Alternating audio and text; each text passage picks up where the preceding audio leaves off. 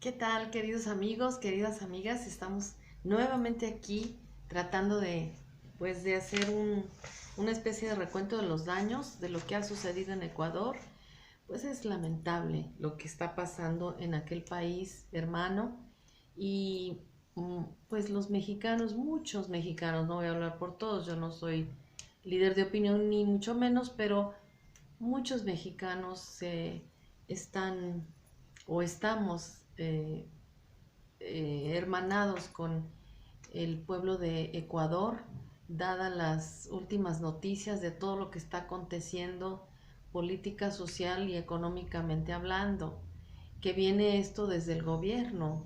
Entonces, pues vamos a tratar de hacer un recuento de todo lo que está sucediendo y cómo está actuando, cómo está el quehacer político y económico respecto a estos eventos que están sucediendo en este país hermano. Bueno, quiero comenzar con que ahora ya habíamos comentado que el gobierno de Ecuador, perdón, en este caso encabezado por Lenin Moreno, se cambió su sede del gobierno, que debería ser en Quito. Bueno, ahora se encuentra en Guayaquil, Ecuador, y esto es porque Lenin Moreno se siente perseguido por su propio pueblo. Imagínense, ¿no? La incongruencia del planteamiento, desde ahí está la incongruencia del planteamiento de este señor. Y bueno, dado que como en todas las manifestaciones siempre hay infiltrados y siempre hay gente que quiere darle al traste con las manifestaciones sociales que son muy, muy válidas. En este caso son válidas porque el pueblo ecuatoriano está defendiendo su derecho a que los subsidios a los combustibles no sean retirados como lo acaba de decretar el, el presidente Lenin Moreno, este, me parece que 6, 7 de octubre, no recuerdo bien la fecha, pero no tiene mucho que decidió quitarle el subsidio a los combustibles, y esto ha generado lo que decíamos anteriormente, pues una inestabilidad económica que golpea directamente a la economía del pueblo ecuatoriano. Y bueno, dado que se le está saliendo de las manos la gobernabilidad del pueblo de Ecuador, entonces pues viene la represión. Como todo el gobierno neoliberalista o neoliberal, toma medidas coercitivas en lugar de buscar el diálogo. Desde un inicio debió haber buscado el diálogo con el pueblo. Pero ya sabemos cómo se manejan los gobiernos neoliberales, y ya sabemos también cómo llevan a cabo las medidas coercitivas, y lo vimos nosotros en el gobierno del 2006 al 2012, cómo hubo medidas coercitivas. Vamos a hacer una especie, es imposible no recurrir a nuestra propia experiencia como mexicanos de cómo han sido los gobiernos neoliberales en nuestro país y cómo han tomado medidas coercitivas que han bañado de sangre México. Y Ecuador, esperemos que esto pare y que no sea una experiencia dolorosa o tan dolorosa que ya lo es, ¿sí?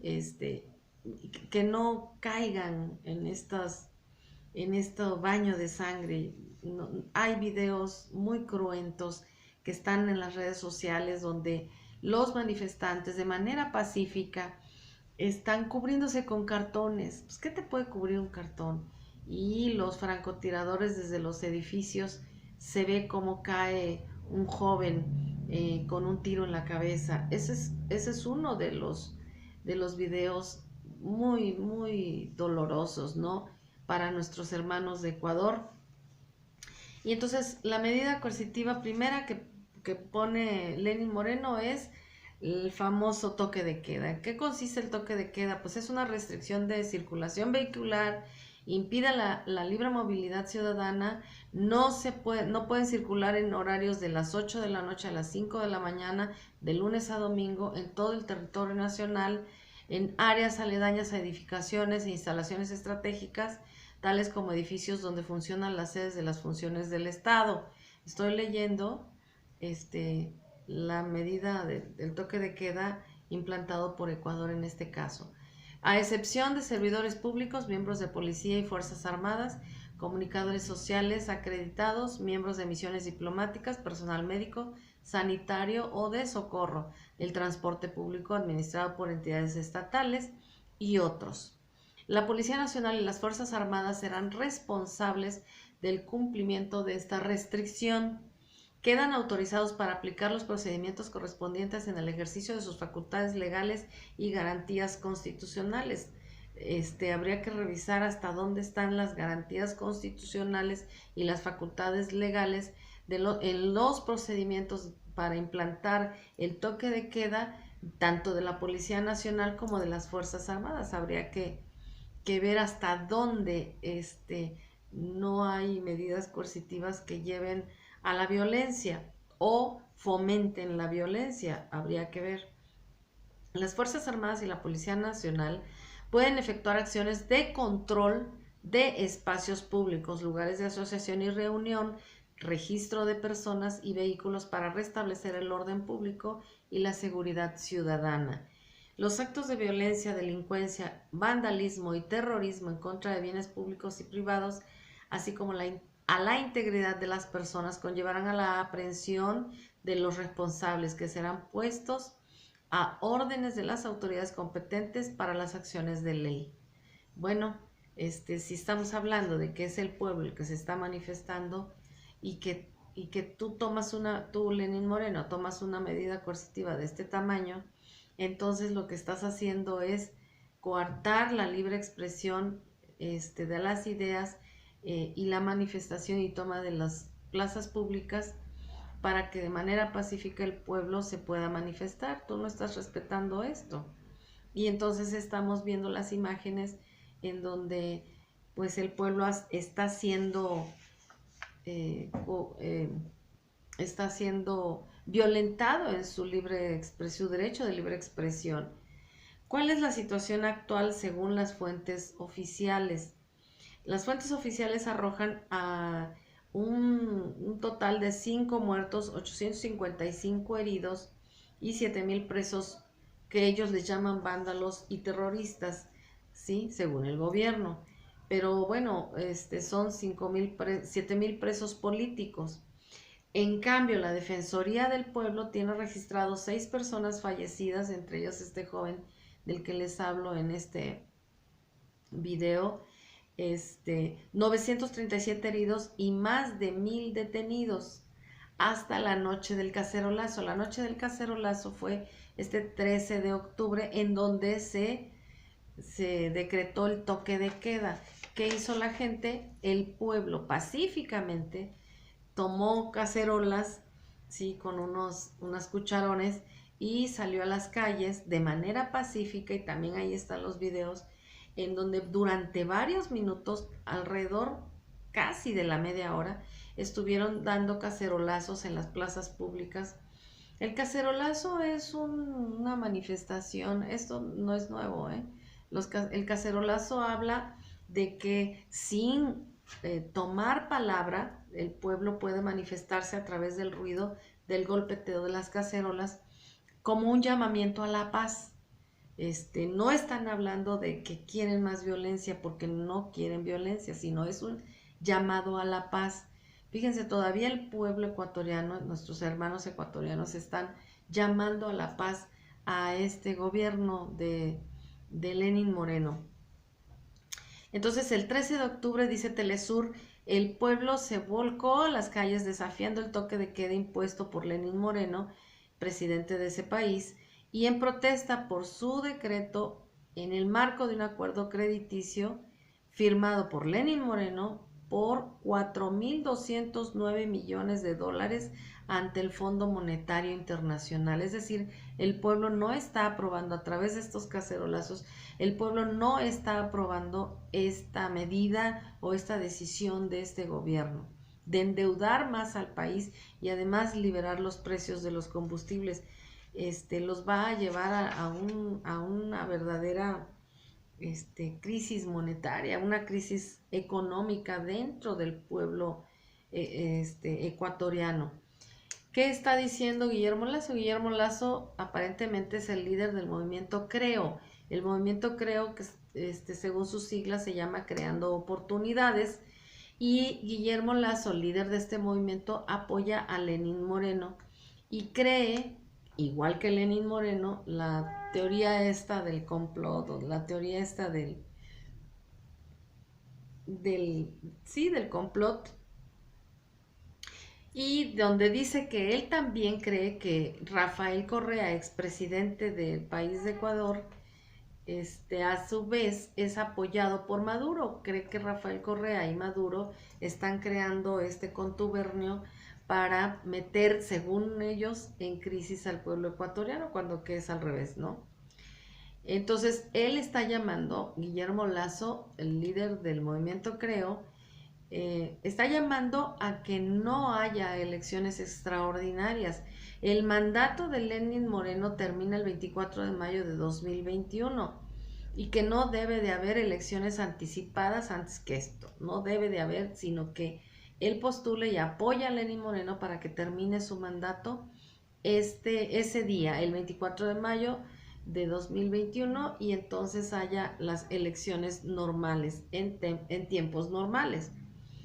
Sin embargo, en una entrevista de la BBC, Rafael Correa, y aquí quiero puntualizar rescatar algunos puntos de su entrevista.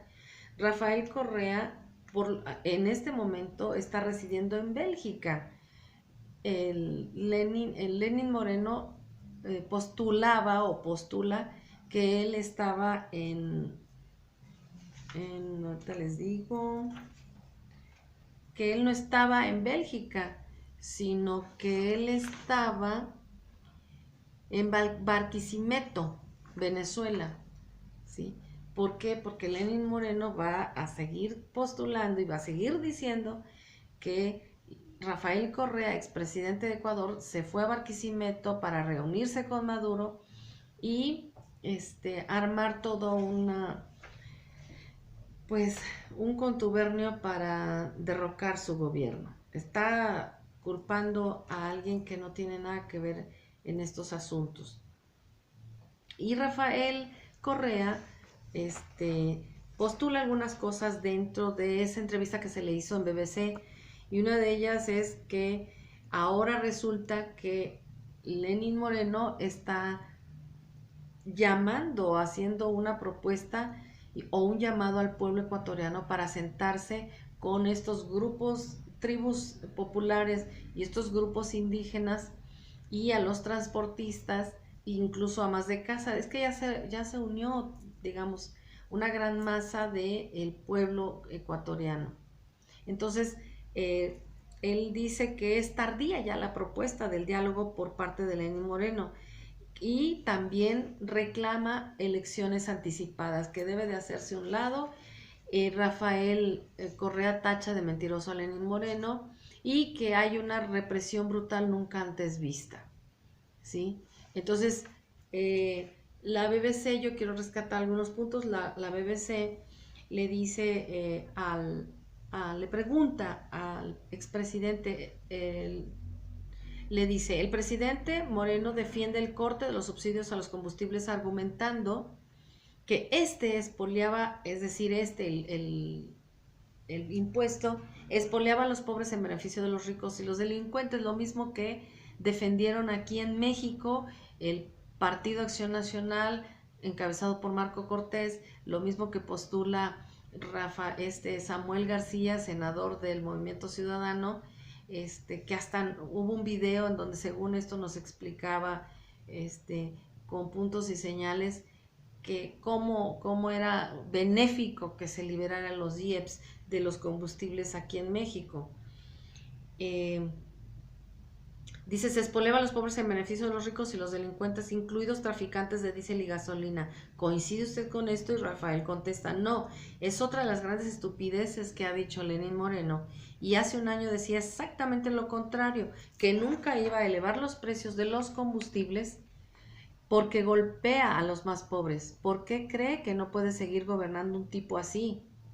Y le dice el entrevistador, pero en una reciente entrevista que tuvo con Maduro, usted le dijo que en Venezuela es literalmente gratis la gasolina y con eso se regala la riqueza nacional. Es un recurso no renovable. Esto fue una clara sugerencia de cortar los subsidios a la gasolina en Venezuela. ¿Por qué allí sí hacerlo y en Ecuador no? Y contesta Rafael Correa, realmente ustedes están distorsionando las cosas. Me ratifico en mi declaración, pero en Venezuela el problema fue que en bolívares se pulverizó el precio de la gasolina y ahora es gratis. Está subsidiada a un precio muy barato, pero ahora es gratis. Perdió valor respecto a lo que era por la depreciación del bolívar. Hay que recuperar el valor del bolívar, elevar el valor del bolívar para que las gasolinas no sean tan baratas. Aquí en Ecuador, dice, hace 40 años han tenido este subsidio a los combustibles y este lo saca de un solo golpe. Cuando dice este se refiere a Lenín Moreno, lo saca de un solo golpe, con lo cual va a incrementar la pobreza, el costo de la vida y, en todo, y son dos situaciones distintas las que hay que analizar por separado. Dice, pero a su juicio, le pregunta el entrevistador, ¿hay o no hay una crisis humanitaria, violaciones de derechos humanos y ruptura del orden democrático en Venezuela? Y contesta a su vez, ¿y por qué? ¿Por qué no ganan las elecciones la derecha? Y le dice el entrevistador, yo solo le pregunto si hay o no. Y le dice, le contesta Rafael Correa, crisis humanitaria tampoco, ese es uno de los pretextos para invadir un país. Lo que hay es un terrible bloqueo criminal que es más bien una agresión, que son sanciones unilaterales de Estados Unidos. Es decir, la crisis que tiene Venezuela es a raíz de la cerrazón de los mercados de Estados Unidos hacia ese país hermano que es Venezuela. Es decir, el problema no está en Venezuela, sino está en que Estados Unidos ha cerrado los mercados a Venezuela y esto ha provocado este tipo de crisis en Venezuela, que también no se va a negar que Maduro ha cometido muchos errores, ¿sí? Pero están nuevamente los neoliberales con este discurso de que el populismo, socialismo y toda esta bola de telarañas en las cabezas en nuestro país, los panistas, los priistas, traen esa escuela, ese mismo discurso que hasta parece nada sincronizado, ¿no? Parece que están programados. Entonces dice aquí, dice Moreno lo acusa a usted y a Maduro de haber activado un plan de desestabilización y un intento de golpe de Estado contra su gobierno. ¿Usted qué responde? Y fácilmente Rafael Correa dice, bueno, pues esto demuestra que está desequilibrado el pobre hombre. Todo es una fijación contra Correa y contra Maduro. Es un desequilibrio total. Ese es otro problema que le impide seguir gobernando. De hecho, dijo que yo estaba en Barquisimeto en Venezuela, cuando que no. Y antes de finalizar lo que dice eh, Rafael Correa respecto a Lenín Moreno, queridos amigos, queridas amigas, veamos estos ejemplos. Yo sigo insistiendo en que veamos estos ejemplos para que en las próximas elecciones, para que en un futuro no heredemos a nuestros hijos, no cometamos el error de volver a votar por estos neoliberales que lo único que les importa es el dinero de las arcas del país. Estoy hablando de México, porque a los neoliberales, como son todos los panistas, todos los priistas, gente de Movimiento Ciudadano, gente de estos partidos que defiende la liberación, por ejemplo, de las IEPS, del impuesto sobre los combustibles, el subsidio a los combustibles, para meter a México en una grave crisis económica y por lo tanto crisis social, que venimos queriendo salir de eso, ¿sí? Que Andrés Manuel lo que está haciendo es más bien a través de las refinerías tratar de nosotros ser exportadores de petróleo.